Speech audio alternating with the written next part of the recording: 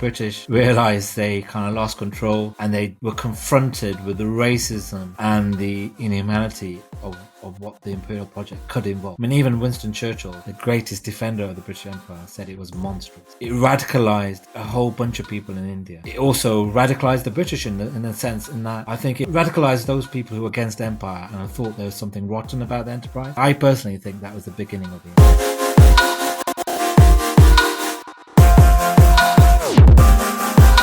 What's happening, people? Welcome to this week's episode of the Indie and Doctor podcast. I am joined by probably the specialist guest we've ever had. His name is Sathnam Sanghera. He is a British journalist and best-selling author. He has created documentaries detailing the extent of the British rule called Empire State of Mind, which is shown on Channel 4 and is now available on Apple.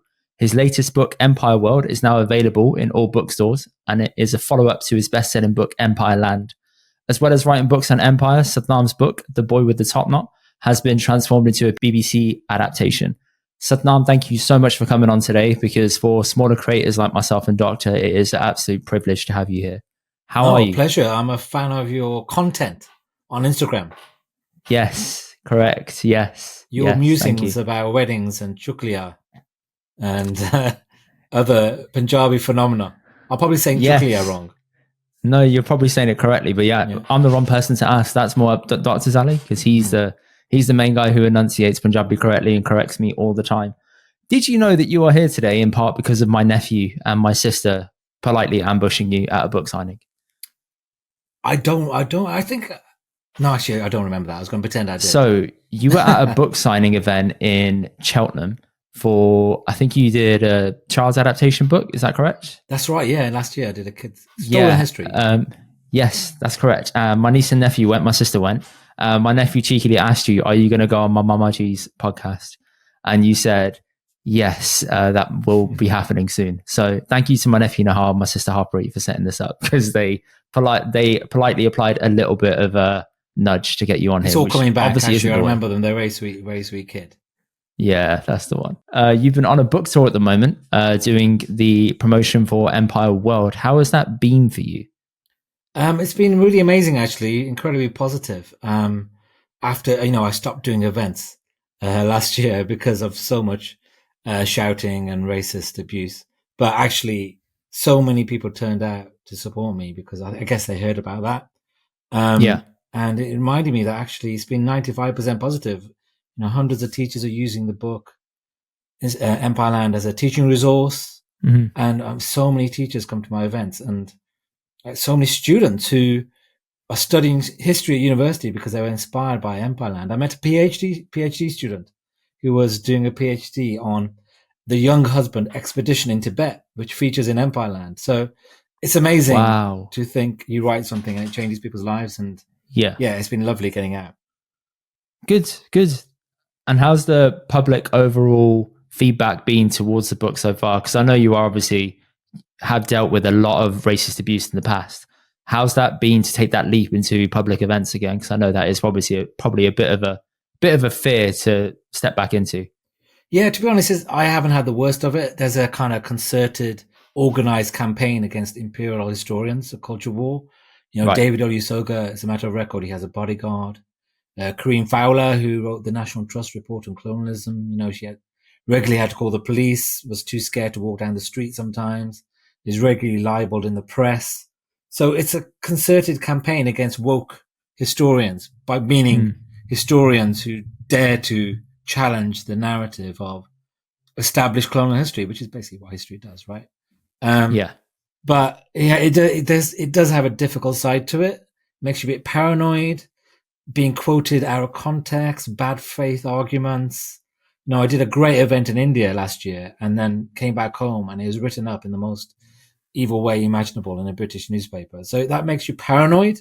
But I've got to say it's gone really well so far with the events. Though I'm off to Bath and Edinburgh this week, so who knows? Ooh, Edinburgh. Okay. So you've been doing a book tour pretty much up and down because you were in Wolverhampton last week. A friend of mine messaged me and told me... Yeah. Yes, it is. Yes, well renowned. He messaged me saying he was going to go and see you, and I was a bit jealous. I was going to come last Thursday to your event in London, but I had a tooth operation, so I couldn't make it. ahead of time, but I was really glad that I'm okay for today and today's chat. Well, your teeth are looking good, man. It's at the back of my mouth, so the swelling is still there, but I've taken a bunch of painkillers, so I'm A-okay. You got nothing to worry about. So I've got a few questions around your current book and your last book as well. The first thing that really stood out to me from reading Empireland is you've mentioned a lot about the British distrust of cleverness. And that's something that I feel is very relevant then and now, considering we're probably in an election year. And we have been through numerous prime ministers recently, probably more than usual, I guess you can say. Why is there sort of this twinge towards anti-smartness in the British lay of the land, in terms of our leaders being smart and switched on? I remember in the book you mentioned Boris Johnson saying he's actually bilingual, which I didn't know. And he's also proficient in 3 languages, which I also didn't know, but people see him as a babbling buffoon. Also, he portrays himself as a babbling buffoon. Yeah, why is that image so sexy, I guess you can say? Well, it plays well in Britain, actually. And I think one of his attack lines on Keir Starmer early on was that he was too clever. You know, that phrase, too clever by half, is such a British thing, isn't it? But it was employed in the empire because, I think it was the Sudan service during a certain phase of empire in Africa. The people recruiting people, colonialists, to do the work wanted people who'd gone to Oxford but got 3rd-class degrees, people who'd gone there and done well in sport but hadn't necessarily been academically smart. And I guess the idea is that you want people to do your work but not to think too hard about it. So there's a reason for it in empire. If you have people questioning the whole point of empire doesn't happen, right?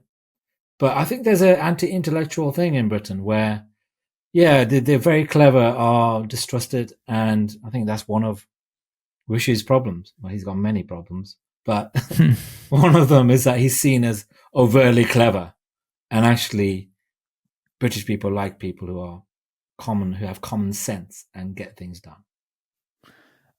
I would like to think that, but then because we elected someone like Boris, I feel like the common senseness goes out the window and that just gets pushed aside. Would you say that's built around the media narrative or the media sort of affection for him, which therefore makes people think that he is a larger than life good character to have in office, for example? I think you're talking here about entertainment, and seemingly people like to be entertained in their politics, but I feel like that is very much over in Britain. I sat next to a Conservative Party supporter at the dinner recently. He was complaining that the problem with Keir Starmer was that he was too boring. And I said to her, look, where has your desire for entertainment got you? Where has it got this country? Are you seriously saying you want more entertainment? I actually think in Britain, we are ready for something very, very boring, to not worry about politics every day of our lives. But America might be heading back to the drama of Donald Trump. It might be, which will be another fascinating picture to imagine in the future. But that's something I'm not really fully ready to get my head around. I think it's probably possible, but who knows? A lot can change in a few months or a few years. Anything's possible, right? Yeah. Okay, so with that as well, I'm just staying on the British love for people not being as switched on as maybe you would think. We do have this culture in Britain as well of celebrating near misses. So I remember you saying in the book, we always speak really fondly about England in the World Cup and how we missed out in the 90s twice with really, really close penalty shootout losses, etc., and Gaza crying. Why is there so much love for that, but then the actual wins don't get that much affection, I guess you can say, or as much publicity? Yeah, this is a theory that actually the British psyche is drawn to instances where it loses rather than to victory. So I guess Gallipoli during World War One, Dunkirk, and all these, times in history where we failed or where we've lost against Argentina. My theory about that is that we ran the biggest empire in human history, and that is too much to take in. If you actually accept that, that raises a lot of questions. That implies that actually you might be responsible for a lot of things also, might be responsible for a lot of problems. It's much easier to think of yourself as a victim, as someone who loses. So I think it's a much more psychologically comfortable area for British people to live in. But where does that sort of come from in terms of being passed from person to person? Would you say that really extends all the way back to empire at the beginning? I think it's just a national, people are the way they are. And I think there's a natural characteristic. I think there's a self-deprecation about Britain that can be a really charming thing. Look at Hugh Grant, right? It can be very affectionate and nice, but there's a dark side to that when actually you have no reason to self-deprecate. When actually you've been in charge, when you've run the biggest empire in human history, when your empire had the same surface area as the moon, accepting that is quite difficult. Much easier to just think, oh, we lost. And it's a much more interesting story, isn't it? Yeah, of course it is. How did you get the moon analogy? I mean, that's, when you put it like that, that's quite disturbing, because that's easier to sort of look in the sky and see it. I guess you could say, I can see it now out my window. So, I actually didn't realize the moon was that big, but yeah, apparently the same surface area as the British Empire. Wow. Okay. That is a lot to take in. Yeah, you are correct. Even I'm feeling the weight of it, I guess you can say. When you were writing all of these books, how do you find time to sort of detach away from it? Because you've obviously had to go through, I mean, the bibliography in both books is huge.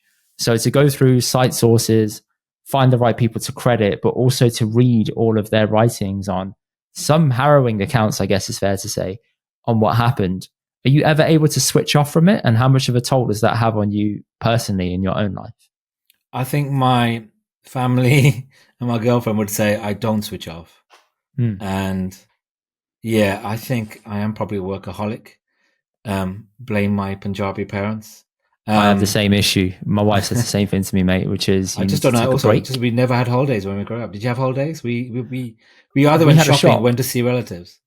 We had a shop, so it was upstairs was there, and downstairs was the pharmacy, post office. Then when I was in my GCSE years, I was told to work at the off license as well.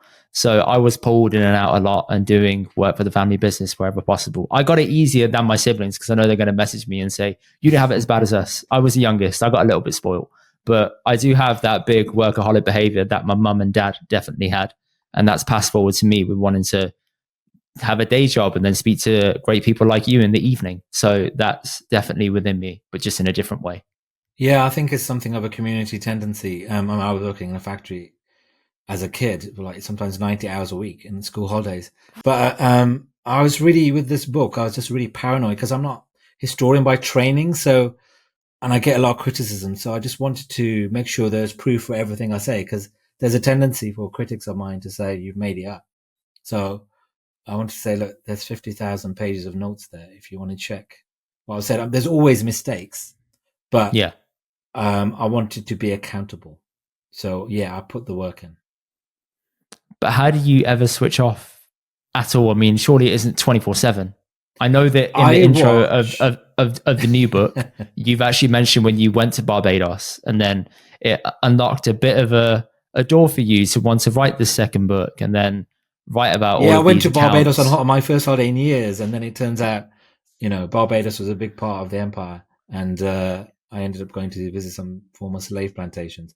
But I do relax. I guess I watch... you know what I watch? I watch Antiques Road Trip. I'm obsessed with that show, mainly because it's on all the time. And I just think there's a generation of children out there watching this stuff, daytime TV, who are going to be radicalized. There's going to be like an army of antiques traders in 20 years' time. But I'm one of them. I'm really obsessed with antiques suddenly. So it's got nothing to do with my world. So I really love that. Have you ever tried to go through like a family home and just see if anything's eligible to be put on Antiques Roadshow or anything like that? You know what Punjabis do? They throw everything away because there's an obsession with newness. So I had all these old 80s computer equipment, which is really valuable now, and my mum threw it all away. I've got the opposite of mine. You can find stuff in there that is older than my siblings. So there's a microwave at my mum and dad's house, which is as old as my but it's as old as my 40-year-old brother. Just to give you an example of how much hoarding happens. So the new microwave conked out. It took me, my brother, and my dad to pick up the old one and put it back in its place because it's obviously got a built-in oven, but they are not light by any stretch of the imagination. So my parents don't throw anything away. So I think I should probably sign them up to go on that show, maybe find some cash in that. The thing is, a definition of antique is something that's 100 years old. So this is the way in which immigrant families don't have that kind of history, right? Yeah. The stuff we get excited about that we think is old is literally a microwave. Or in my mum's case, like the oldest thing in the house is a masher, potato masher, that I remember her buying in 1979. And I feel very affectionate about it, right? Yeah, but this is what immigrants do, because we don't have that long-standing history in the country, do we? Everything is new. Yeah, everything is semi-new, I guess you can say. Yeah, or secondhand. It's very true. So when you have touched upon India in the first book, and even in the second book, actually, you've mentioned how India is trying to decolonize itself and how tricky that can actually be. You gave this comparison of how it's like trying to take the ghee out of an omelette after it's been made, which is a very, very fair point. Why do you think India is starting to go through that transition now? And what's the appeal for them to want to go through this? Yeah, I think most people in Britain don't realize that India has this kind of decolonization mission. And it's doing some really interesting things. So it wants to allow medical degrees to be taught in non-English languages. It's allowing Ayurvedic professionals, medical professionals, to do surgery. It's, taking the St. George's flag off the royal over the Indian Navy as sign. It's reducing the use of English in general, but it can only ever be tokenistic, because I don't see Modi getting rid of cricket, for instance, which is like a religion in India. I don't see him changing the side of the road that Indians drive on. And also the way he describes colonialism, I think he talks about 1,000 years of colonialism, or maybe 2,000 years of colonialism. He puts together the British experience of India and also the Mughal emperors. So he sees both as colonization. So for him, talking about decolonization is a way in which to engage in his habitual Islamophobia, frankly, combining it with anti-Britishness as well. But it's amazing how people use history to further their own political ends. It happens around the world. It's happening in Russia at the moment. And it definitely happens in Britain too. Okay, so if he has this tokenistic mission, obviously taking a step to sort of go through that and say, okay, I'm going to make Hindi the main language here, which is going to be taught, similar to, I guess you can say, the closest comparison I can think of is China, where they are only using their own native languages in certain areas to teach and learn there, and English is seen as a second language, which is completely understandable. Do they not think that is a bit short-sighted, to the point where if they are to travel abroad and go and teach elsewhere, they're going to be limited in their options of potentially exploring those opportunities? Yeah, I mean, objectively speaking, the fact that so many people speak English in India means that not only people within India can communicate with each other, because there's hundreds of languages, it means they can trade more easily with the world. But you've got to remember that India is an increasingly confident nation, and it's run by a nationalistic party. So this plays very well internally in terms of internal politics, and it's not about the practicalities.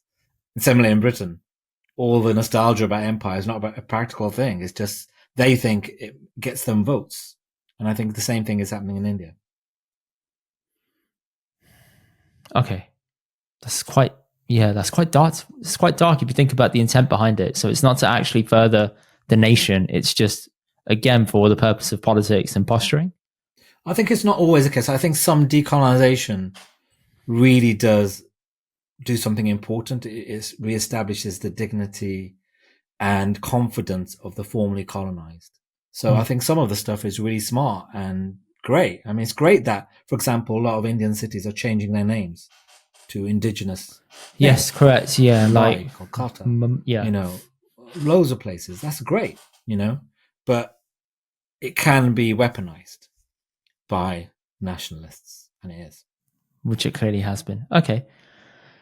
In the book, you also spoke about how people have, when they were stationed in India, they became accustomed to that kind of way of living with having X amount of help, that when they came back to England, they were unable to sort of acclimatise, and they found it very challenging to get back to normal ways.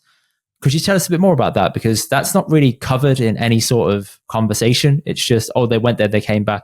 You would assume everyone went back to their old ways. But you've actually mentioned it was more difficult than some would imagine. Yeah, I think they experienced a culture shock. They were called, the people who came back from India were often called the Nabobs. and that word does now exist in the English language. It means that someone who's kind of has some status in India and is lording it over people in Britain in the same way. They arrived often with lots of money because, going to India was the equivalent of going to work for JP Morgan or Tesla or something, or Google. You could make a lot of money. But also the people there were often influenced by Indian art and culture, and they were drawn to each other because their fellow Brits didn't understand what they'd been through. So they often ended up living in the same kind of places in Britain.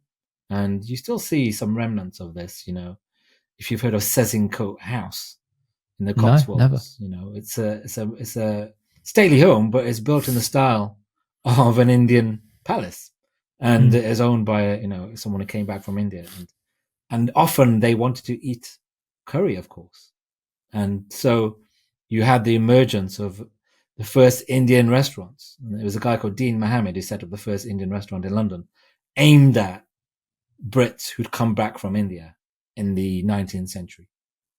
So the headline here really is the curry-loving Brits now are in love with curry because it was the fact that people went to India, came back, and then when they came back, there was a demand for it. Somebody saw the demand, opened the first curry house, and then the rest is kind of history. Yeah, there's so many things about Britain that wouldn't exist if it wasn't for empire. Curry is the most obvious example, but loads of spices.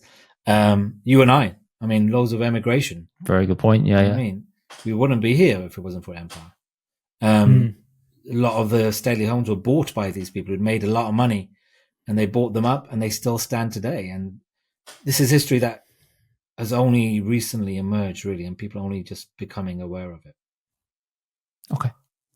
Wanted to ask you about reparations and why it's so difficult to sort of pay that back. A commonly held belief by a layman, I guess you can say, is, well, the British should just pay back the other countries for all the damage that had happened over the years. You've detailed why that's so difficult and why there are so many different calculations that can be done behind this. Could you give people a bit of an insight as to why that's not an easy task and actually may potentially never be something that is realized? It's because, in my view, the legacies of empire were profoundly contradictory. So, for example, a British Empire resulted in a certain amount of democracy in certain countries. It also resulted in massive chaos in places like Kashmir, Myanmar, Nigeria, and so on. British Empire resulted in massive environmental damage, a clear case for reparations, right? But also, British Empire resulted in the birth of modern-day environmentalism, which helped conserve the environment and animals in certain parts of the world. It spread the free press, but it also spread press censorship. So when the legacies are profoundly contradictory, which bit do you focus on? Do you say thanks for the positive things and then ask for compensation for the negative things? But at the same time, there are certain legacies where you can say, okay, we caused that and we've actually not helped and made it worse. For example, in the Caribbean has the highest rate of diabetes, one of the highest rates of diabetes in the world. And guess what? We sent a load of Africans there to produce sugar in industrial quantities. And then when we had abolition, we didn't give them money to develop health systems. And now we poach their best health workers. So that's the situation where you can see that we cause massive harm and we are continuing to cause harm. And I think in that situation, you can definitely talk about reparations. But it's a complicated subject. People come up with these figures. I think there was a judge at the International Court of Justice who recently said that we owed £18 trillion in reparations for slavery. How do you come up with that figure? I've seen many different figures. But I think as a country, we're nowhere near talking about the figures yet because we haven't even faced up to the history. We're a long way to having that conversation. I guess there's two ways you can go about it. You can go the India route, which is we're going to cleanse ourselves of anything related to colonialism. Or you can go the Barbados route, which is where you've written they have actually set up campaigns to try and get some sort of reparations paid to them. So which one is probably the better route to take is open to each country's own interpretation. Yeah, but there's also other ways in that increasingly in the conversation about the environment and about the climate change, people are saying, hold on, the Brits and the other European colonizers need to remember the damage they caused. We talk endlessly about India and China, causing all this pollution. What about the damage and the pollution caused by these colonialists? So there's also the argument that you need to broaden the argument when it comes to issues such as environmentalism, democracy, and human rights. We need to take a much more historical point of view, perspective. And with those calculations that have been drawn up, how do people tend to come to those numbers? Is there a common theme with any of them where they say, well, this amount was shipped from here, let's add some inflation onto it over X amount of years, and then bam, there's a number? Listen, look, history's argument. There's almost nothing to do with the history of empire that people don't disagree on. They disagree about when it started, when it ended. Some people say it didn't happen, right? But when you add economics to that, you have even more argument. No two economists will agree about anything. But when it comes to empire, it's just chaos. I mean, there's hundreds of historic economic imperial economists arguing a bunch of things using a bunch of different calculations. I think the numbers are impossible. As soon as you get numbers, you think it's going to be scientific, but actually it's not scientific. It's just whatever that person has decided is the truth.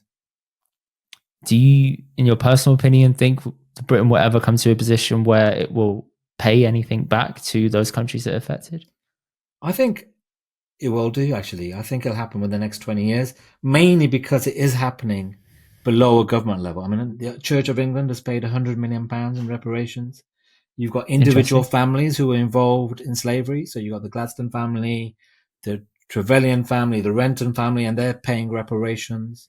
You've got countries like Germany who paid reparations to their former colonies. It's an active conversation in the EU, in Belgium, in Holland. So I feel like we're falling behind the conversation, and I think it will happen. And you could argue, in a way, these reparations have already started because look, the Good Friday Agreement. Ireland was arguably the first stage of the British Empire. And you could argue that some of the payments made as part of the Good Friday Agreement were reparations. That Britain was forced to pay, once it was taken to court, compensation to the victims as a result of the Mau Mau crisis in Kenya. I think £20 million was paid. An apology was made. So I would say it's already started and it's inevitable. Do you reckon that will bankrupt us? I don't think it'll ever get to the stage I actually where, mean that as well. I'm not being facetious. I don't think we're going to end up paying £18 trillion in reparations for slavery. That just isn't going to happen. I just can't see it practically happening. But I think conversations will start and micro efforts will be made. Whether that's enough or not, I mean, that's for people to decide. One common conversation off that is, how can we apply the ethics of today to what happened then? Yeah, I get that all the time. I'm sure that's going to be used in this conversation as well for reparations. What can we, or what should be the rebuttal for that is fair? You need to remember that at the time, all these things were opposed by sometimes imperialists involved in the colonial project. Everything that the British Empire did, everything that happened was opposed by British people at the time. Warren Hastings and Lord Clive were dragged in front of Parliament. Arthur Hodges was hung for the way he treated slaves. This was stuff that people were furious about at the time. Abolition wouldn't have happened if people at the time weren't absolutely furious about the way the enslaved were being treated. And you got people like George Orwell, who was outraged by what was happening in empire. So autocriticism or dissent was a part of the imperial project. And it's not about applying today's morals. We just have to look about the way in which people like Gladstone talked about empire at the time. But could the pushback to that be Gladstone was one of few, not many? I think that actually British people in general benefited a lot from empire, in daily ways. Tea, sugar, all these spices, the wealth of certain organizations, their lives were enhanced by the empire in all sorts of ways, which can be calculated. So I would say it wasn't just the elite. Okay. I need to just read over a quick note I've got here. So, museums. Okay. This is, I've seen a lot covered on museums and how they've come across certain pieces. John Oliver did a fantastic piece on this on his show a couple of years back. I go back and watch it quite frequently because his clips are very well researched. And as a British guy, I resonate with the stuff, even though he's based in America, and I get those clips on YouTube. So very happy. With museums, you've covered a bit about emotional loot from empire and how artifacts were obtained by the British museums. How are they obtained by such dark and opaque means, but it's still socially accepted that that practice still occurs or that behavior occurs? I don't think that behavior necessarily occurs in the same way. I think it was part of British imperialism, but almost routinely when people went on expeditions, there would be people from the representatives of the British Museum trying to buy stuff or actually on the expeditions themselves. But it wasn't seen as necessarily bad at the time because there was a search for knowledge which went along with the colonial project. It was seen as furthering humanity to collect this stuff.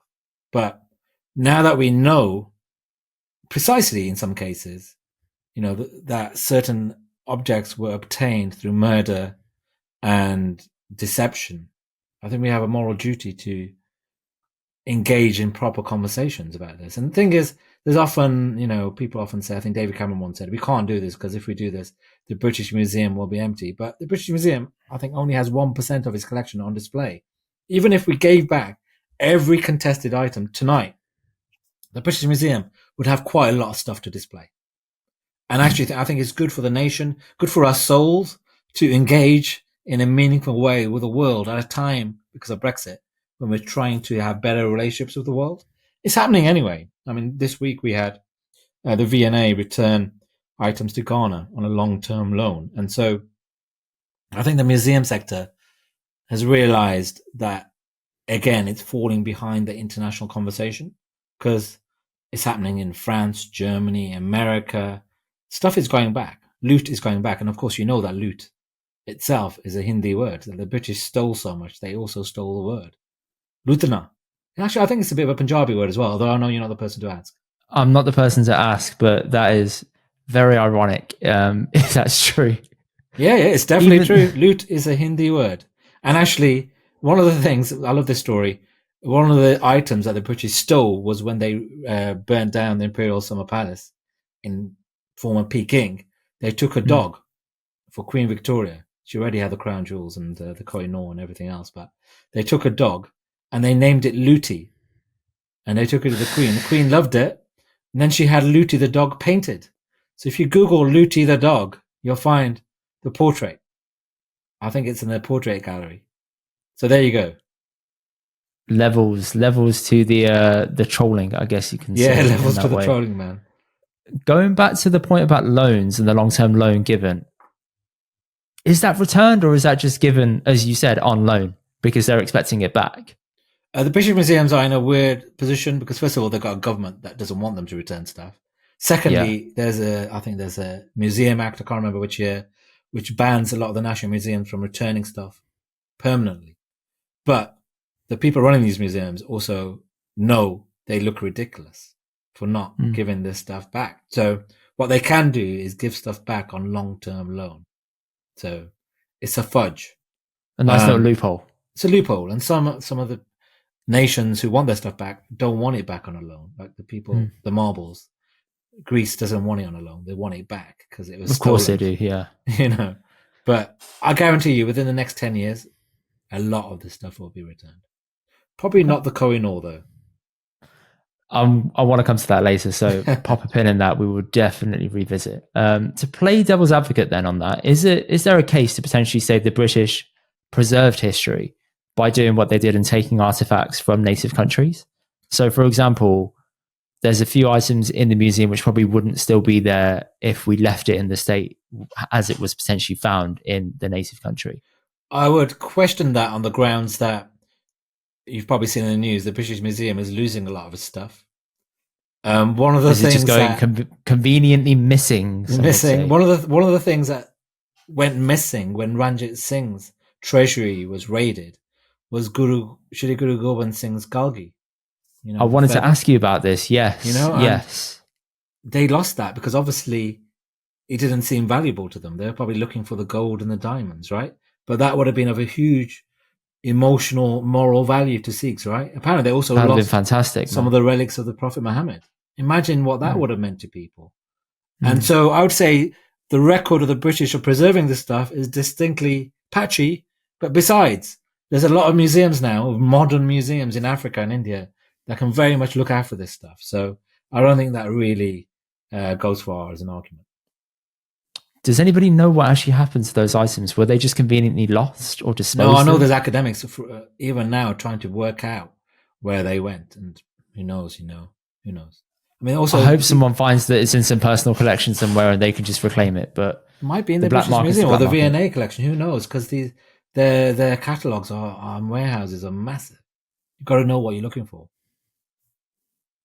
I wonder if there's a hypothesis where things just go missing because there's so many things there that it can just be checked out and no one can really track it down. And there's a great Malcolm Gladwell podcast about this, about how museums just want to collect everything and not necessarily show it. The Metropolitan Museum of Art in New York has like pretty much the biggest selection of Islamic carpets in the world, and no one's seen them. It's just because they've got the experts and they've got the money. So what's the point of that?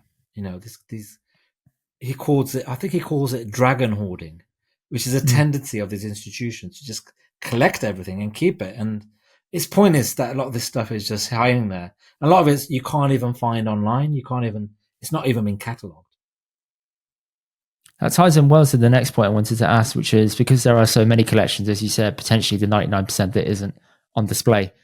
What would be a suitable middle ground to sort of address this unequal hoarding of items that don't belong to the British? If you were, say, the culture secretary and you had the power to sort of get something in place, how would you go about handling this?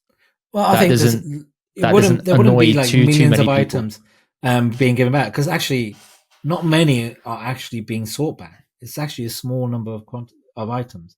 But I think a big thing that could change the argument or also affect the argument is the invention of 3D printing. I mean, you can both have an exact replica of an item in Britain and also give it back. I mean, we could replicate the marbles quite easily, like to the millimeter, right? And return them to Greece. But similar things could be done with imperial loot, though I guess that once again you struggle with the Koh-i-noor Diamond. Even if we gave it back, that's all great. But as you said, there's a lot of items that aren't asked for to be returned. Should those just be returned in general anyway? Because maybe they've forgotten about the fact that those were taken? Oh, no, of course not. No, I mean, there's no point returning stuff that no one wants anyway. That's pointless. I think also, I believe in the British Museum. I think it does important education work.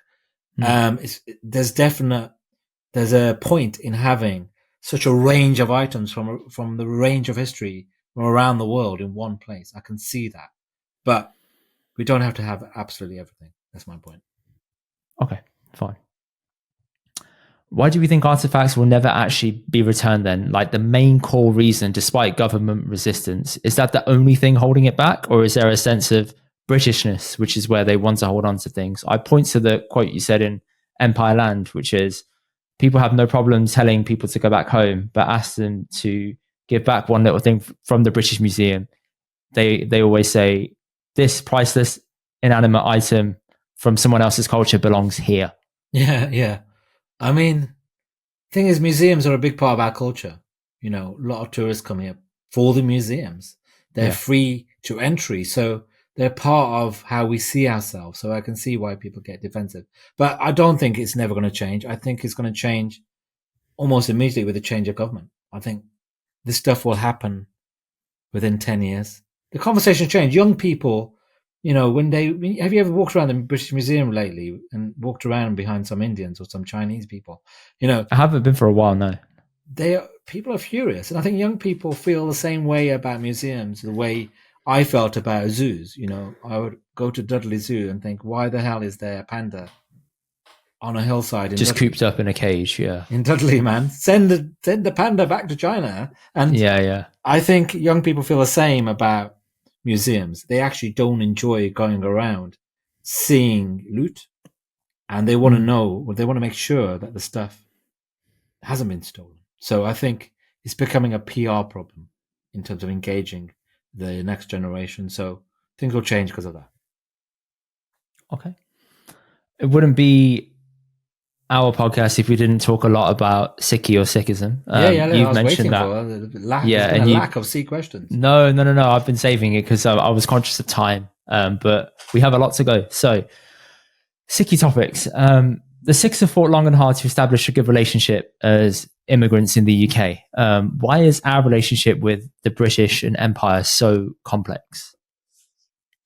Because I didn't realize this until I started reading about Empire, that the Sikh identity was, to some degree, supercharged by British Empire. We obviously established ourselves as a kind of a martial race on our own terms, but then the British supercharged it because basically, I'm simplifying things here, we took their side in the mutiny of 1857, right?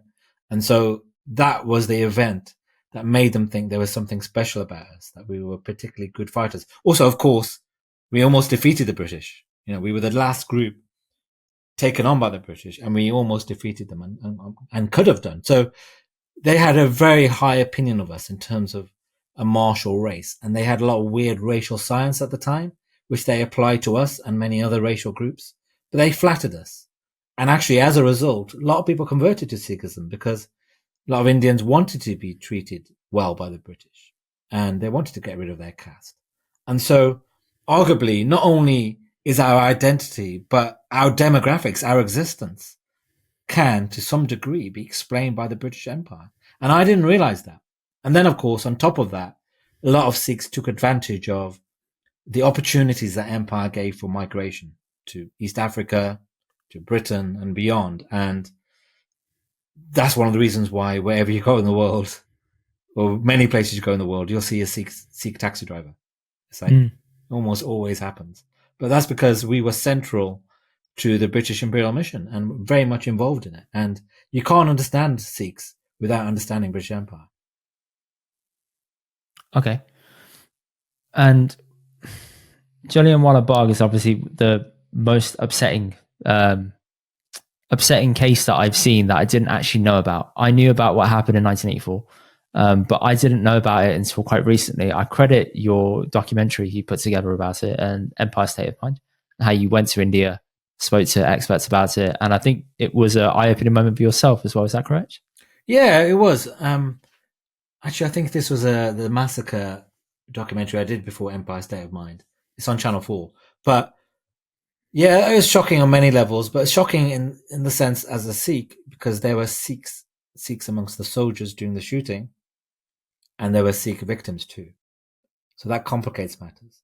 But also, the way in which Sikhs were fetishized by the British imperialists, but also, when necessary, murdered, tied to the end of cannons and blown to bits, and how, as much as the British, loved the Sikhs, they wouldn't allow Sikhs to, say, drive the trains. They still saw us as lower than themselves.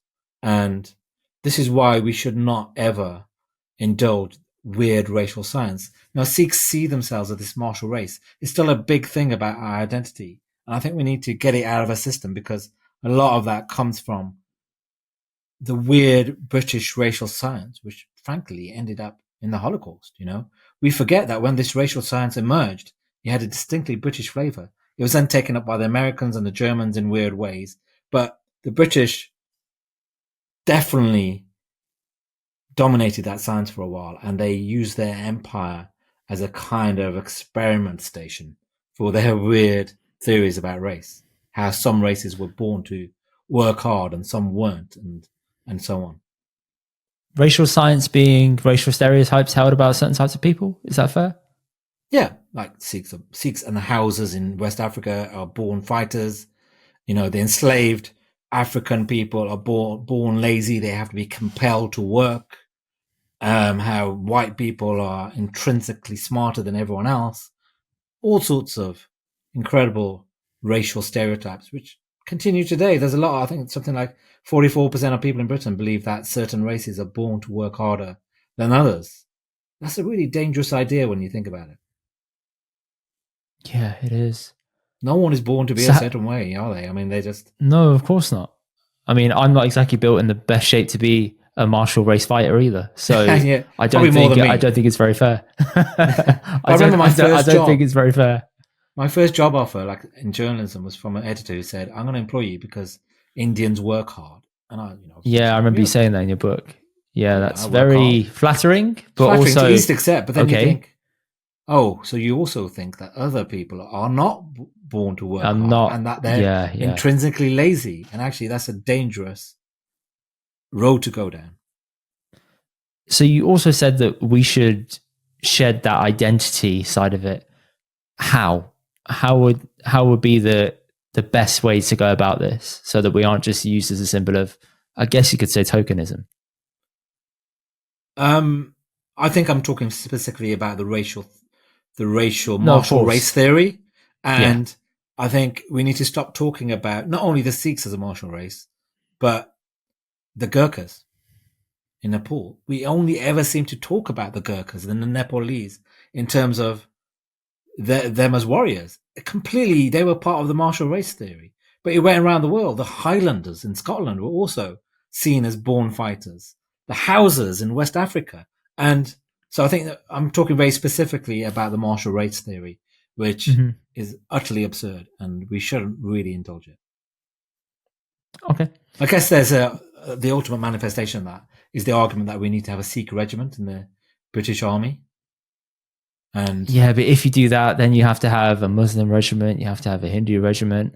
my problem And is then that it's you're probably kind of going to cause encouraging a the headache. idea that Sikhs are intrinsically martial when they're not.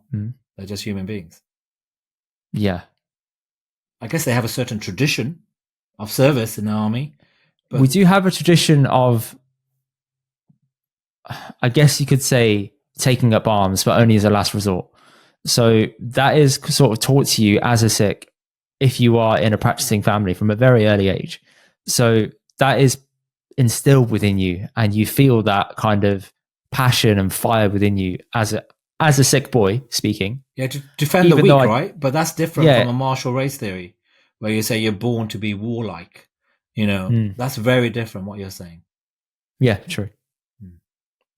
Jallianwala Bagh itself, why was that such a tipping point for empire losing its grip on India?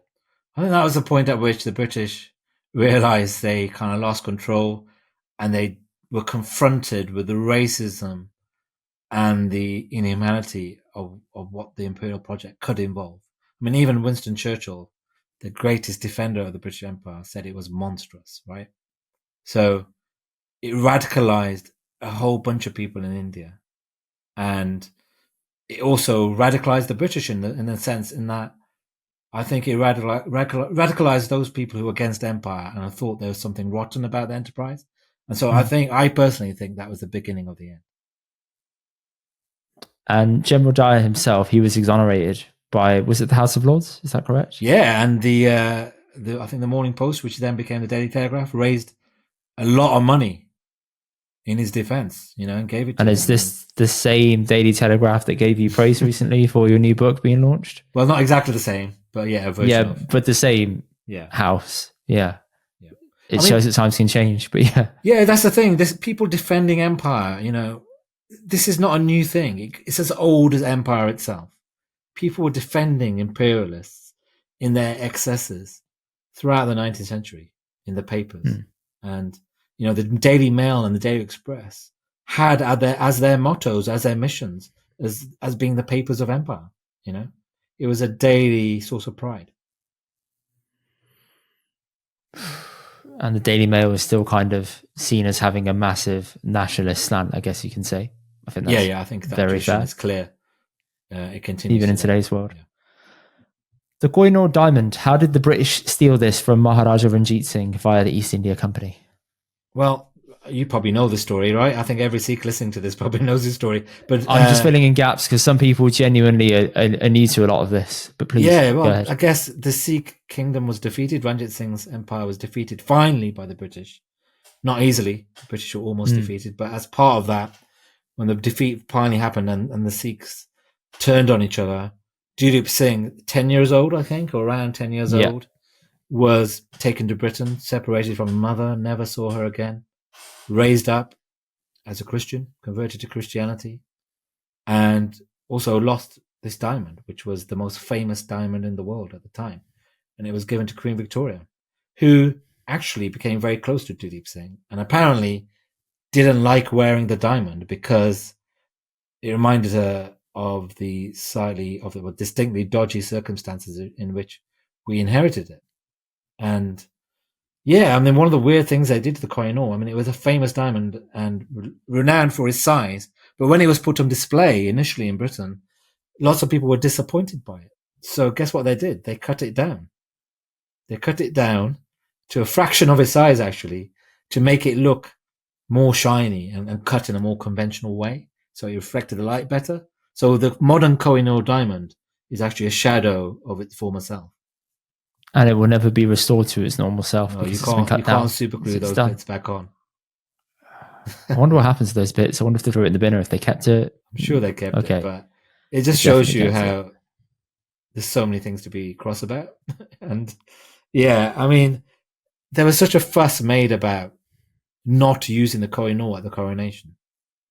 You know, they knew it's an incendiary subject for the Sikhs, the Indians, the Iranians, I think, who claimed they had it originally, the Afghanis, because the Sikh kingdom included Afghanistan. That actually they were like, we're not going to use it. But then they used a diamond from South Africa, which is equally controversial in South Africa, the Cullinan diamond. And just goes to show you the royal family in Britain just cannot escape the imperial story, however hard they try. I feel like and this is me being conspiratorial, they potentially chose a diamond to substitute that doesn't have as much heat on it as, say, the Koh-i-noor, because Britain is still trying to secure a trade deal with India. That's not exactly going swimmingly. It's not been settled. It's been in the works for years. So if they were to put that on display flagrantly during King Charles's coronation, that's going to go down really badly and probably stir up the conversations again of that being handed over, giving Rishi Sunak another headache. And he really wants that deal with India because it's his home country. So I'm sure there must have been a word had somewhere saying, don't do it. Also, who do you give it back to? Do you give it back to Modi? Do you give it back? Because then the Sikhs will be very cross. And actually then... Unfortunately, it has to go to India. But because then the Iranians will be cross. The Iranians will say, it was actually a Mughal diamond, right? We want it back. So who on earth do you give it back to? I know for a fact it won't be given back to the Sikhs because they're not respected to the same level as Modi is. So it's going to be very much like Modi will get what he wants. And then that's very much it. Plus, it would make sense if you gave that up as a part of a deal to secure a trade negotiation. Maybe it's last resort. I think it means too much. It's too central to the crown jewels. I actually think that's one diamond that will never be returned. And as an excuse, they'll use the question of who do we give it back to? So they're kind of trapped in purgatory conveniently. Yeah, I think they're trapped. And yeah, that's one thing I predict will never go back, at least in our lifetimes. Okay. Unless you nick it back, Black Panther style. No chance. Black Panther style would be fantastic, but I can't really envision that happening either. On Duleep Singh, why was he so pivotal in ending the Sikh Empire? I know you've alluded to the fact that he was taken to England, but he did try and, when he was alerted to his roots, eventually he did come back, but the empire had fallen at that point and there was nothing to really go back and reclaim. Did the British do that knowingly? Yeah, he didn't end the empire. The Sikh empire had ended before that. And I think but he couldn't go back to it because it didn't exist at that point. Yeah, I mean, he'd been educated out of his heritage, educated, and then later in life, he came to realize what had happened to him, that he'd been lost touch with not only his kingdom, but also the Koh-i-noor and his heritage and his religion. But by then, it was well gone, and he had no chance. It's a very sad story, his biography. It's a very upsetting thing. I mean, you remember he's a 10-year-old kid, he never sees his mother again. I mean, it's unbelievably painful. I've got a nephew who's 10 years old. I couldn't imagine that happening to him right now. Actually, he's 11 now, but yeah, I couldn't imagine that happening to him at all. So when I put it into terms like that, it really hits you. You're like, okay, that's very, very horrible. You've discussed Enoch Powell because he is unfortunately from Wolverhampton, and that is a stain on the legacy of Wolverhampton forever, unfortunately. But he had major fears about communalism and Sikhs. What was those fears based on? Yeah, we tend to forget that the Rivers of Blood speech was specifically about Sikhs, and he was talking about the newly arrived Sikh population in Wolverhampton, people like my parents. And I guess didn't when he know warned that about, it was based on Sikhs. yeah, I mean, because at the time there was a lot of controversy about how Sikhs weren't integrating; they wanted to live separately, But also, Enoch Powell's great ambition in life was to be Viceroy of India. So when he complained about communalism, I think that's the word he uses in the speech. He's talking about, groups, Indian groups turning against each other, and that we were importing this into Britain. I guess we just had partition, and that was a real example of communalism. And so he was saying, look, we cannot allow that kind of behavior to come into Britain. But, he was wrong about that, I think. I think he was wrong about everything, frankly. There were no rivers of blood in Wolverhampton. I mean, Wolverhampton has problems, but I think the Sikh community in Britain is praised all the time as being a kind of model minority group that has integrated quite well and yet retained its heritage and its traditions, and that you can do both things. And his fears about how we were going to end up being a separate community within Britain just clearly aren't true. I mean, here we are. Come on, I work for the Times. Look at you. You're a marketing expert. I don't know your Good employer. Example. Is it British? They are British, correct. There we go. Enoch Powell had this deep passion for India, but spoke so disparagingly about it after his first visit. In what universe does that make sense? Why would you have such a deep want to be there, but also when you go there, you basically speak so badly about it? Well, I think you can want to go somewhere and rule over it and then have no respect for the people there. I think that a lot of imperialists were like that. I've got to say, not all of them were like that. There were a lot, and Rudyard Kipling has written about these men, because it almost always was men, who really admired the Indian culture, who went native, as it were, who went Hindu, who took on Indian brides, took a real interest in the art, collected the art. But then, especially after the mutiny, there was a massive backlash against British people who did that, because suddenly the Indians were seen as an enemy. And you were, as a British person, you couldn't integrate. You couldn't admire the culture. You had to be racially superior. So that all ended very suddenly. And you got this racial stratification. So he was just essentially, how do I say this? He was just pushing the same narrative that he himself had probably heard others say up to that point, or he'd been indoctrinated into. He was a very confused man. He wanted to be viceroy. That was the biggest tragedy of his life. He then ended up being an MP, Wolverhampton, and then an Ulster Unionist. There were things he respected about Asian culture. He spoke Urdu, I think. He did. He loved about the country. But he definitely didn't integrate. He famously used to wear those really thick suits with a waistcoat in the heat of India. So he wasn't keen to integrate like his forebears, like other. Could have worn a kurta. He could have worn a. Enoch Powell would never have worn a kurta. I think we can say he could have, though, and they are. In fairness to them, they're very ideal for the hot weather out there. But that's the problem. He never would have worn a kurta. He wanted to lord it over empire, and when that didn't happen, I think he had a mental crisis. I mean, when he writes about it, and it just sounds like a kind of breakdown. And pretty much everything he said about empire and brown people from empire after that is pretty confused and quite negative. Okay. The slave trade. The British love to say that they abolished slavery, which is true. But how heavy was Britain's involvement with slavery for all those years beforehand? Which passageways were the British involved in? Well, the British sent 3 million Africans across the Atlantic to work on plantations of theirs. They weren't I think 12 million Africans in total were sent across. So they weren't responsible for all of them. There were other countries that sent more Africans across the Atlantic. But It was a lot. It definitely was a lot.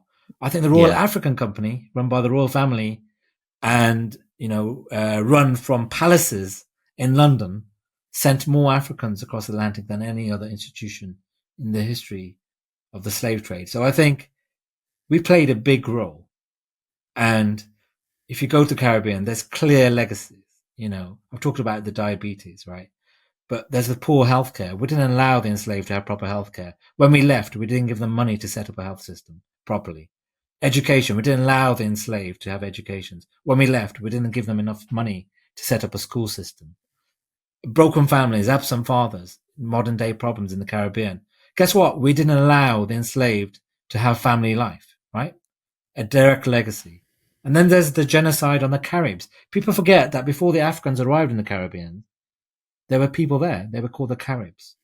They were almost entirely wiped out through disease and murder. And that also is a legacy. These people no longer exist, or largely don't exist. And that is a legacy too. And you've got to reflect upon the fact that, not only did a lot of this wealth make a lot of people rich in Britain and help build all these fancy houses, but, one of our richest MPs in Parliament after Rishi Sunak is Richard Drax, whose ancestors pioneered plantation slavery in Barbados, made a fortune. He's worth £150 million today. And there are efforts to get reparations from him. I mean, that's a clear case where reparations could be paid and should be paid. This man's wealth is entirely explained, or largely explained, by this misery. And he totally should compensate people in Barbados. That's a very fair example, as you say, because you could channel that back quite quickly, quite easily, in a clean way, and say, well, it's directly correlated to this. So that makes the most sense. Has there been any update on any progression on that, or any progress? No, the Caribbean nations have been campaigning as a collective called CARICOM for several years. And I, to be honest, I've never seen a formal response from Britain. We just kind of ignore it. And you know what? And then I was talking about how British Empire was often opposites. And even when it comes to slavery, the legacies aren't entirely negative. I mean, abolition, meant that hundreds of thousands of other people weren't enslaved. It also gave birth to political activism, like the suffragette movement and white feminism wouldn't have turned up if it wasn't for abolition. There were certain charities, like the Anti-Slavery International, still works today, set up during abolition. And abolition also created the origins of international law. So the legacies can be quite complicated. I mean, my favorite example of how complicated it could be, the Fry family in Bristol and the Wills family, who made money from enslaved produced chocolate and tobacco, then put that money into abolitionist causes, some money. And so you've got this weird situation where enslavement made money, which was then used to finance anti-slavery. This is a way, when it comes to empire, the legacies, opposite things can be true at the same time. And that's a really good example to give, because people would just think slavery is simply just bad. There's nothing. Of course, it is just bad. It was a crime against humanity. And it's very tempting to peddle that narrative and just ignore any kind of little bits of not positivity, but activism that came off the back of it. Yeah, and we're not talking about slavery itself, which is nothing but bad. We're talking about the legacies, the complicated ways, the results of all this stuff. And those, it's like a human being. Whatever you say about a human being, the opposite is true to a certain degree. And it's the same for a lot of historical legacies. Okay. In Barbados, you've mentioned that quite a bit in Empire World. They had a huge slave trade running there during the British reign. You obviously spoke as well in there about how in the plantation homes, they had shackles left alongside in rooms. Those were taken away, and they were kind of showing the happier side, I guess you could say, happier in quotes, or the more positive side, which is more appealing to tourists to go and see because there's less guilt involved in it. Why is that so powerful? And why are they essentially trying to hide that from people? Yeah, I guess what I found when I went around these former slave plantations in Barbados was that the history of slavery wasn't really discussed, or it was suppressed. And I talked to a guide who basically said the British tourists don't want to hear about it. They want to marvel at the achievements of their white ancestors. They don't want to talk about the history of slavery. And I kind of expect that in the National Trust homes to a degree, and maybe in the Deep South in America. But it was a shock to see it in the Caribbean, and a kind of a community and a nations entirely created by transatlantic slavery. You'd think they'd be more honest about it, but yeah, it seems British people don't want to hear about it.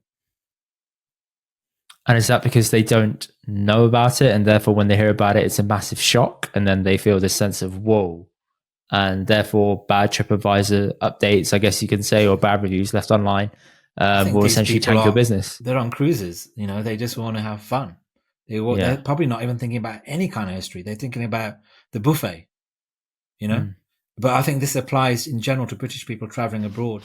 We don't think about what we did the last time British people were there, and we need to stop that. We can't keep on intervening in places like Palestine without reflecting upon the fact that we helped create that situation. We're bombing Yemen at the moment.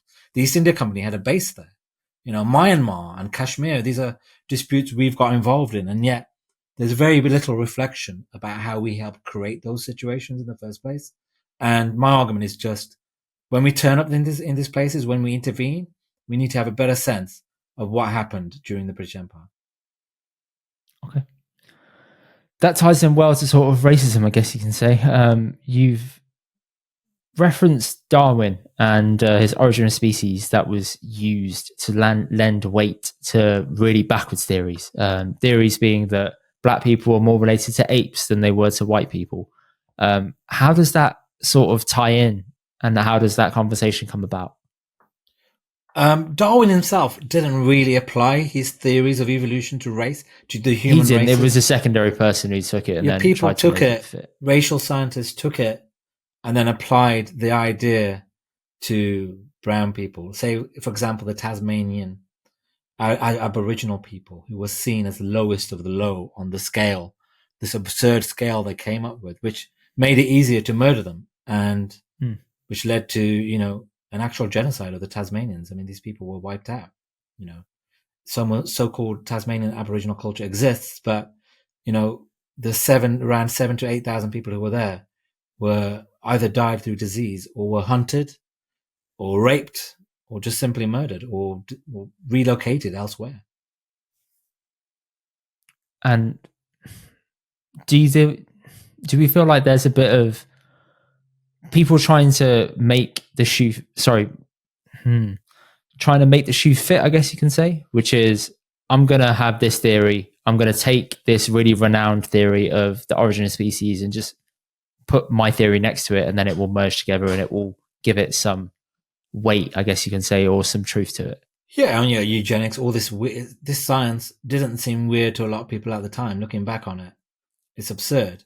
But a lot of the things that happened, like during Empire, confirmed to racists what they thought they believed. So, for example, after abolition, a lot of abolitionists made the case that if you gave freedom to the enslaved, they would work, they would become, useful citizens and establish a society of their own. When they didn't behave in the ways they predicted, it led to more racism. It led to a lot of people saying, oh, this confirms what we thought about black people. So it led to a reconfirming of people's racist beliefs. So this is another paradox with abolition, which is seen as a good thing, but actually led to a kind of outpouring of even worse racism, because the black enslaved didn't behave in the way that was predicted, because they were human beings. And guess what?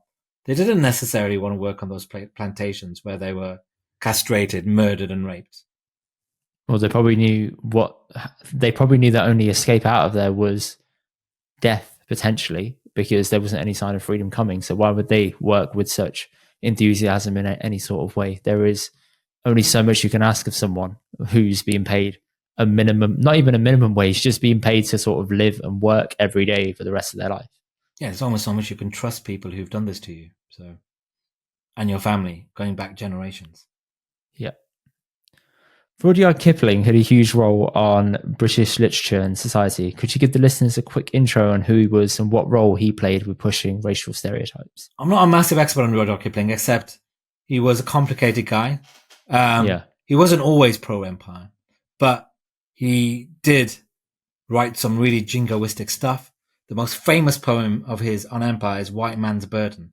The title probably gives away what it was about. It was written as an attempt to persuade the Americans to do in the Philippines what the British Empire had done to brown people in the empire. The idea that as white people, your duty was to lift brown people out of their lack of civilization. You've got to remember that, nowadays the term white savior is seen as an insult. If you went to the 19th century and called imperialists white saviors, they probably would have said, yeah, we are. They would have been proud of it because the so-called civilizing mission was a central part of British colonialism. The idea that you were spreading British values, that you were encouraging the abolition of slavery, that you were stopping Hindu widows from throwing themselves onto funeral pyres, that you were getting rid of the so-called thugs. This was a key part of the imperial mission, and Rudyard Kipling very much absorbed it and celebrated it in that poem. And how did is that the only contribution he had towards hyping up racial stereotypes, or did he have other influences? Wasn't he the one who wrote literature he wrote corrected the again and again and again? Yes, that's it. There you go. You know what? I think I haven't read the huge amount of Kipling, but I have read enough to know that he had complicated views, and he was a symptom of his times. He was born in India, and he had definite affection for the people there, and he would criticize imperial policies at certain times. But overall, he definitely was I think it's fair enough to say he was an apologist for British Empire. Funny how even if you're born in India and you have an appreciation for those people, you can still peddle those beliefs later on. Maybe that's because he came to Britain later. I'm assuming this. He came to Britain later and saw the way of life and thought, I fit in here. There is a superiority complex and there is a hierarchy. I think actually he came back to Britain and he struggled in Britain. But yeah, to be honest, I don't know enough about him, so I don't want to misspeak. That's fine. No worries. Literature that was circulated in the 1900s to push stereotypes, such as Indians are industrious and hard workers, but black people are lazy and untrustworthy. When was that taken out of the cycle of literature that was circulated? I think actually you could say some of that still influences modern thinking today. Just look on Twitter. You'll find people churning out those stereotypes. But the thing that killed racial science was the Holocaust. Hitler's Holocaust was, based on that racial science. And I think there was an instant rejection. Not instant. There was a large scale rejection of that science after people realized what had happened. And it was the ultimate manifestation of those eugenics and that racial science. Didn't that coincide as well with the timing of the 1947 Nationality Act? Am I correct in saying this? Yeah, which is where they wanted to get away from that happening. Well, they saw that happening and wanted to peddle something that was the complete opposite, which was a mass appeal of others from countries that were living in empire to have instant British citizenship. I think the two things are totally disconnected. I think the 1948 Nationality Act was in 1947. 47 or 48, I can't remember. 1948 Nationality Act. That was the one that pretty much made all the citizens of empire citizens of Britain. A mad thing to do, I think, because it basically made some hundreds of millions of people citizens of Britain. But I think the thinking behind that at the time was that the empire was disintegrating and the British desperately wanted to keep it together. They didn't think lots of people would come. And it was a way to placate the former or the imminently former British colonies. People are worried today about boats. That then was a much bigger, I guess you could say, people turning up at the shores and a famous boat arrived. The Windrush arrived, and people forget that when the Windrush arrived in Britain, the people on that boat was British citizens. They didn't arrive, without any connection to this land. They arrived thinking they'll be welcome. And hence why the scandal was so bad with the way it happened and transpired. Yeah. Even though so much proof was given, the push to get them out of here was horrible. Dealing with racism, this is something that you have probably had a lot of experience with. Why do you feel like you have a lot of pushback compared to your white counterparts who have covered the exact same topics? I think there's a lot of people in Britain today that have a connection to the British Empire. Their families served in the British Empire, good and bad ways. I think there's a lot of people in Britain who are descendants of the colonized. And I think the moment a brown person, a descendant of the colonized, appears and says, actually, the story was different and actually certain bad things happened, it triggers people. I think they feel like they're being accused of crimes that their family didn't commit. They're being accused of racism. Sometimes when you don't even mention racism, they get defensive about race because they think you're going to mention it. And as we know, race is the most toxic subject in the world. So it immediately gets very confrontational. And what happens is you start reenacting the tensions of empire. You've got the descendants of the colonizers versus the descendants of the colonized, which is why increasingly I try not to talk about empire being good or bad. I think it's best to talk about it being contradictory because that's what it was. I did notice a change between the first book and the second book. I'm only 2 chapters into the new book, but I've noticed there's slightly more of a balanced approach taken, even in your introduction, where you give the analogy of saying it's difficult to take empire out of everything. And it has such a lasting impact that it did not necessarily have a positive impact on the countries, etc. But I did notice you took a more balanced perspective. Was that intentional? I don't think I'm any more balanced. I think hopefully I've always been balanced. But I guess what I talked about in the first book was complexity. And what I've realized in the empire world is that legacies are contradictory. Right? They're completely opposites. And that is something that occurs to you when you spend 4 or 5 years studying them, in that you can't really delineate them. I'll give you an example here with the national parks. Okay, so the British set up national parks in places like New Zealand, Australia, and Africa to protect the environment and animals. Seems like a really good thing, right? A positive legacy of empire. Except the people who started these national parks had often caused the environmental damage or the animal destruction in the first place. Sometimes they were the hunters. And then the people living on these national parks the indigenous people aren't allowed to live their lives in the way they want to because the imperialists have decided that these are national parks. So you've got a lot going on there. You've got the good of the national parks, then you've got the bad of the fact that the people who set them up have done bad things. You've got the bad of the fact that the indigenous people aren't being allowed to live their lives. They're being dominated by colonialists in the modern day. So were national parks good or bad? You can't talk about it in that way. It's much too complicated. And there's a tendency to want to give empire a kind of rating out of 5, like an Amazon review or a podcast rating. And empire wasn't like that. It was much too complicated.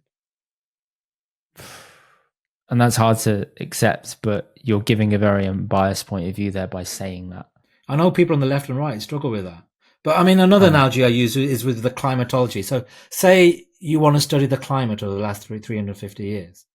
Yeah. And I think what British people say is that, okay, I want to study the climate over the last 350 years, but I only want to focus on the sunshine, the good things. Or you might get people on the left saying, I only want to focus on the rain. And actually, if you just study the sunshine or just study the rain, you're not going to get a good sense of the climate, are you? What you need to understand is how the sunshine and the rain interacted in weird ways, how there was weather in between. And the same is true for more than 300 years of the British Empire. I think a lot of this proves your point, which is humans are so contradictory and complex. Not all of them will think in one way. There will be some that think the opposite, and they will have their voice and they will have their moments to get those points across. Yeah, Professor Alan Lester, who I talked about this, said that, empire was different things in different parts of the world, but empire was different things in different part of the day. Like an Indian in the Punjab might have had a positive experience with an imperial police officer in the morning. He might have helped him sort out a dispute with his brother or his neighbor, right? In the same day, in the afternoon, he might have had a terrible experience of imperial racism, in a hotel. And that is one day. And imagine that over thousands of days in different parts of the world. It's not gonna be a straightforward black and white thing, is it? No, of course not. Multiculturalism. How should minorities integrate into society and keep their multicultural roots alive, in your opinion? Because there is this conversation that is happening, which is multiculturalism hasn't worked and all of this conversation. What's the best way for minorities to integrate but also not lose their roots? I know Sikhs are a good example, but even that, when I think to the third generation of kids, so when I have kids, they're not going to have the same lived experience that I have with my parents who are first generation. Yeah. So what's the good balance to kind of establish there? I don't have a straightforward answer to that, but I actually think, how old are you? I'm 32. I think your generation and younger are doing it better than my generation. I think my generation were much more tortured about it. Maybe because we faced much more brutal racism. It was much harder to have long hair or a turban, right? Perhaps. I find that the young Sikhs I meet today are much more confident than I ever was in their identity. Yeah. And yet they are very British as well. And I think they are showing our generation, my generation, how to do it much more than we did. But I think the Sikhs are a pretty good example. But there's loads of communities that have integrated really well. I think loads of Muslims have, and loads of Jews have. I could point to many communities in London. I think London itself is a good example of how multiculturalism works. Wolverhampton, Birmingham, but you only ever hear the negative stories.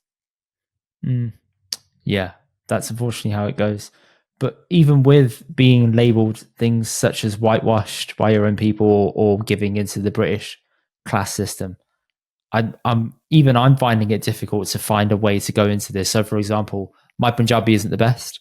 A lot of people give me shit for saying that I'm whitewashed and I don't speak enough Punjabi, or I don't eat enough Indian food because my stomach physically can't take it and I've got IBS. But that puts me under the umbrella of like, oh, he's whitewashed, he's not enough like me. But I then think, how can I be enough like my own people, but also integrate into today's world that needs me to be somebody else, not somebody who lived in the bin 50 years ago? This is where we've got, as communities, we've got to stop doing that. It's a form of racism, like all this, you're a coconut. I get that a lot because, Punjabi is my first language, but I work for the Times.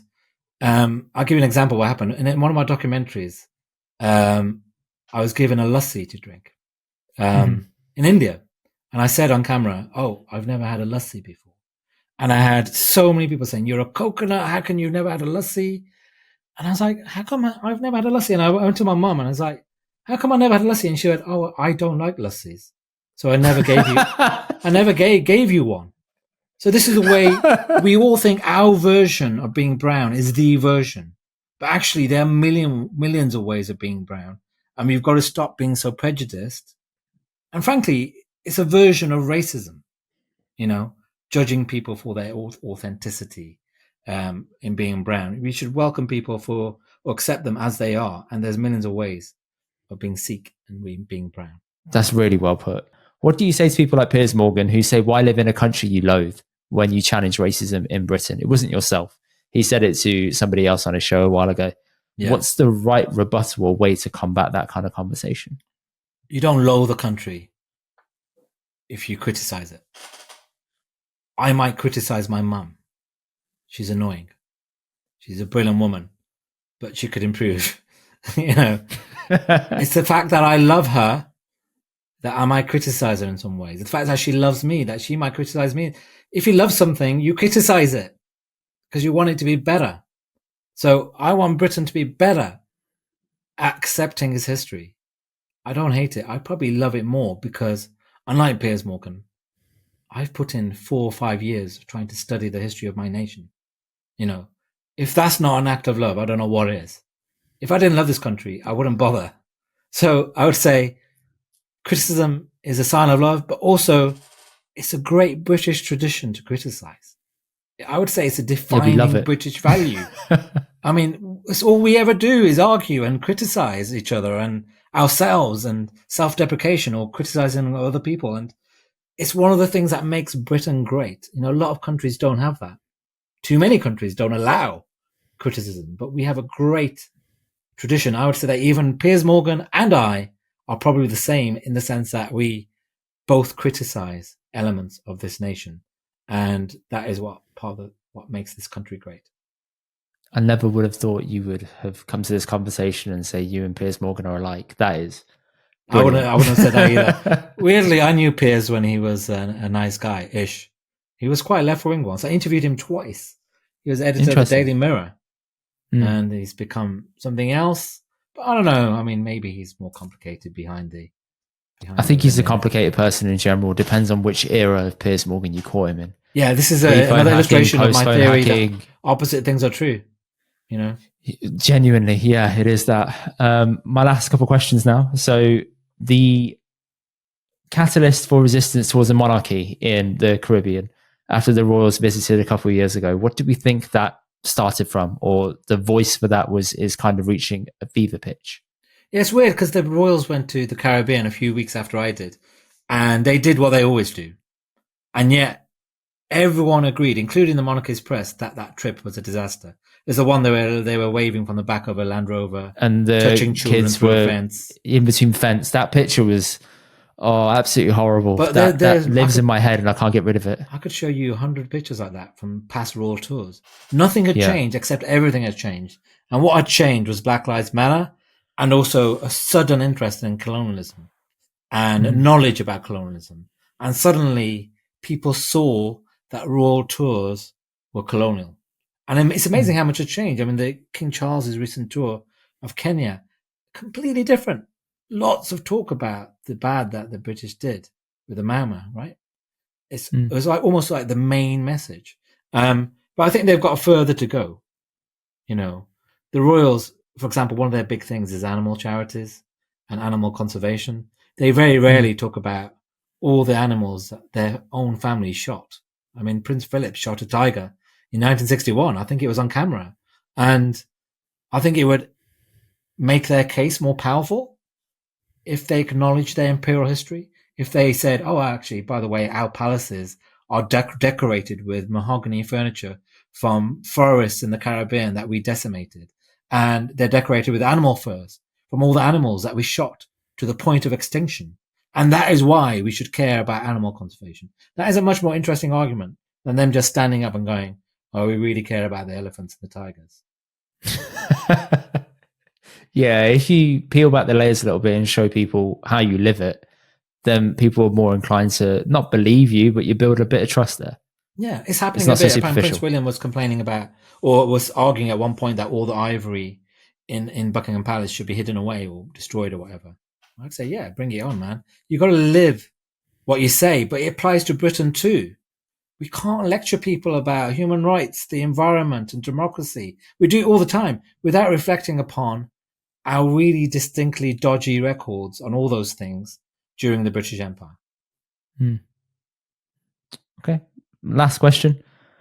After the Queen passed, a lot of people were told now is not the time to discuss the actions or impact of the monarchy across the world. When is the right time to discuss this?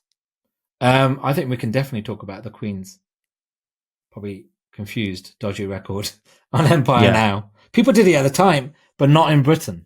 They did it in America and they did it in South Africa. Yeah. And whenever that interacted with what British people thought, there was explosions of controversy, right? But the world knows what happened in Empire. So they don't find this controversial. It's only us. We're trying to protect our feelings because there's not much knowledge about the British Empire in Britain. But I think that's changing very quickly. I get that sense through my books and people buying them. I get that sense from young people who are really animated about these issues and want to find out, and they're not defensive and they don't respond with racist abuse when you raise the issue of the British Empire. And all the surveys, I think, show that people are increasingly into it. I think 75% of people roughly think that colonialism and slavery should be taught at school. 44% of people think that the royals should pay reparations, which is very high considering lots of people don't even know what the royal family did with slavery. So I think the conversation is totally changing, and it will change a lot more in the next 5 or 10 years. It's been a great interview. Thank you so much. Oh, thanks for your careful questions and not testing my Punjabi. If Doctor was here, he definitely would have at the end. Can you tell people where they can find you, other things to expect from you coming up?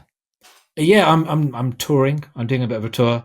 If you have a look at my website, sathnam.com, it gives you all the events. And then I look forward to not reading any more books about the British Empire and doing something else entirely soon. Not even a third book? Actually, there is a third book in the sense there's a kid's book. So I've done 3 books on the British Empire: Empireland, Empire World, Stolen History, and I have written novels and one novel and a memoir, and I think I need to remind myself that I can do other things. This book, if people can see the screen right now, that book there, fantastic. Still reading it, still going through it. Even got notes that I spoke to Sathnam in this interview. Book. It's been great. Thank you so much. And no worries, man. Thanks for your time. Hopefully we can do this again. Definitely. People, I will catch you next week. Thank you guys for watching. Check out the rest of our episodes here, and don't forget to subscribe here. We'll see you guys on the next one.